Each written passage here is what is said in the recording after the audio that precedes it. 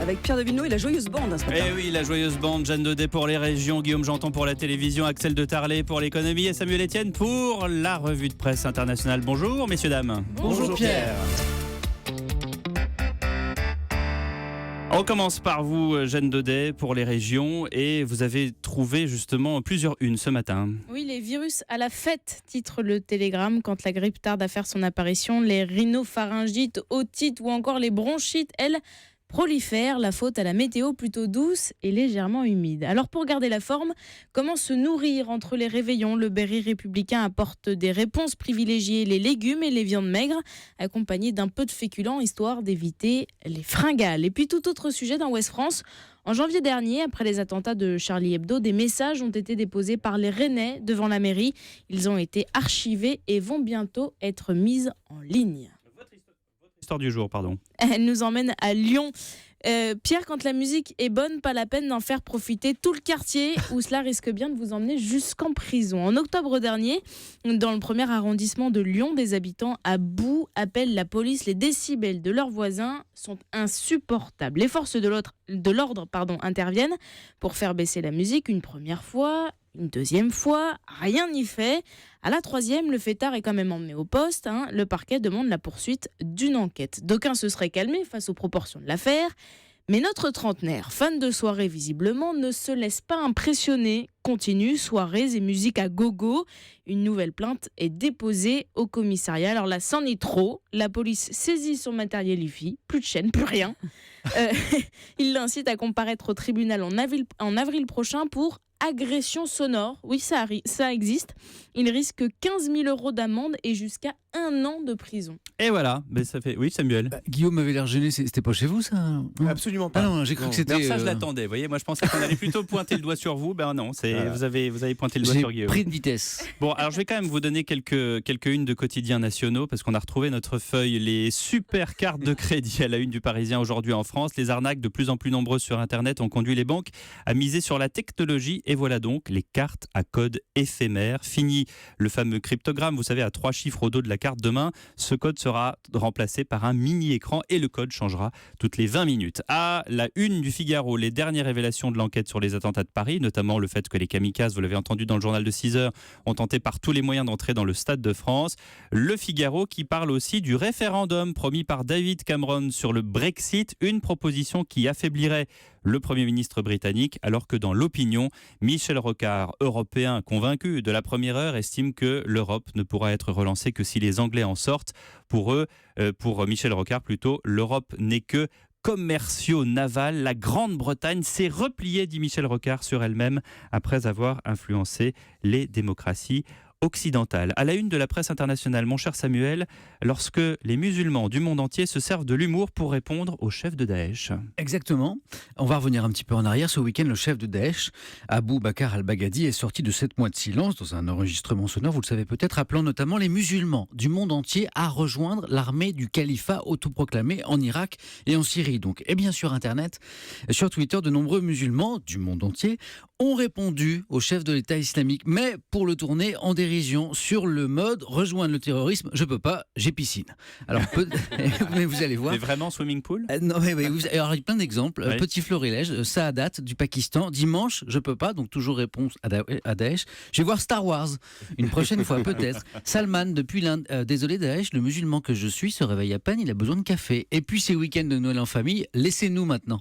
Mohamed depuis les États-Unis, désolé, je suis devant Netflix.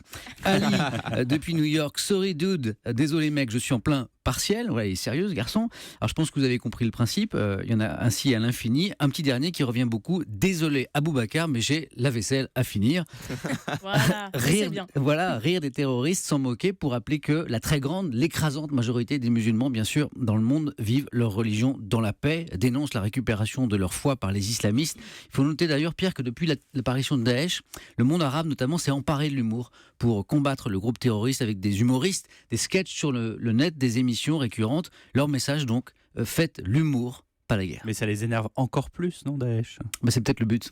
Bon, eh ben écoutez, dans ce cas-là, on va voir comment ça se termine tout ça. À la une de l'Écho, Axel de Tarlet, le numéro 1 mondial du chocolat invente donc le chocolat qu'ils font pas. Exactement, parce que le problème du chocolat, c'est qu'ils font. Alors quand ils font dans la bouche, le chocolat, c'est très bien.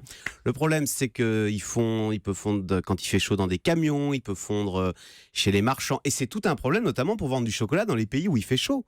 D'ailleurs, c'est pour ça que le chocolat est très peu populaire au Moyen-Orient, très peu populaire en Asie, en Amérique latine. Ça en fait plus pour nous. Voilà, ça en fait plus pour nous, mais nous le problème, c'est que Oui, le problème, c'est que d'une année sur l'autre, nous n'en consommons pas plus. Donc, les grands industriels qui sont toujours en quête de croissance croient avoir trouvé le Graal en inventant le chocolat qui ne font pas, même quand il fait chaud. Alors, il y avait déjà eu des tentatives, mais qui s'étaient soldées, qui n'étaient pas très bonnes. Il y avait une pub dans les années 80, non? Oui, qui font dans la bouche, mais pas dans la main. Voilà. C'est ça? Oui, non, mais C'est ça. c'est non, mais alors là on parle de chocolat qui non, attendez, parce que je vais aller au bout de mon histoire, si on ne m'interrompt pas. Voilà. Il y avait eu des tentatives plutôt maître. ratées avec des goûts ratés. Ah. Et là c'est Barry Callebaut. Alors c'est pas forcément connu, Barry Callebaut, c'est le numéro 1 mondial du chocolat. Il donne du chocolat, enfin c'est celui qui fournit Nestlé, qui fournit Mars, tout le chocolat que vous mangez, enfin 20% du chocolat. Cadbury, tout ça. Voilà, donc c'est les fingers. Et il a inventé un chocolat les qui fingers. font à 38 degrés. Ce qui est énorme parce que 38 degrés c'est la température du corps, ça veut dire D'accord. quand vous le mettez dans votre bouche ils font, mais avant ils ne font pas. Si Et je te donc- mets dans la poche, par exemple, ils font pas. Attendez, exactement. Mais, Et donc mais à avec l'intérieur ça, de ma bouche, il fait 38 degrés aussi. Donc s'ils Oui. font pas, c'est un problème. ben si, justement, ils font à 38 degrés, mais ils Oui. font pas à 36. Ah, d'accord. Donc vous pouvez le vendre à Singapour quand il fait 36 degrés, il ne fondra pas. Vous le mettez dans votre bouche, hop, Ma bouche. il va fondre. Dans ma Voilà. poche ou dans ma bouche? Et mais là c'est sérieux puisqu'il est commercialisé, il est en vente et donc Cadbury est très fier. C'est pour ça que ça fait la une ce matin.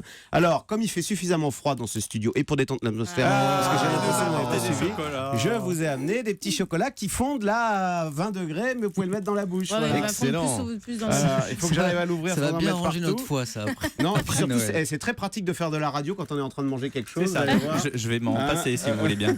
Je le garde pour 9h05 Je passe si à ça ma vous ennuie pas. voisine. Je vous conseille de le manger après la chronique. Merci beaucoup, très bien. J'ai hâte de la faire la bouche pleine. En attendant, justement, merci Axel. À la télévision ce soir, Guillaume Janton, Galaxy, Michalak sur France 2 en fin de soirée. Voilà, alors j'imagine que comme moi, ce week-end, vous avez tous pris 3 kilos. Hein Oui. Mais pas Non. du tout, je vois pas de quoi Pas vous du parlez. Bon, et ben, je vais encore mettre votre appétit à l'épreuve ce matin avec ce documentaire donc sur la pâtisserie.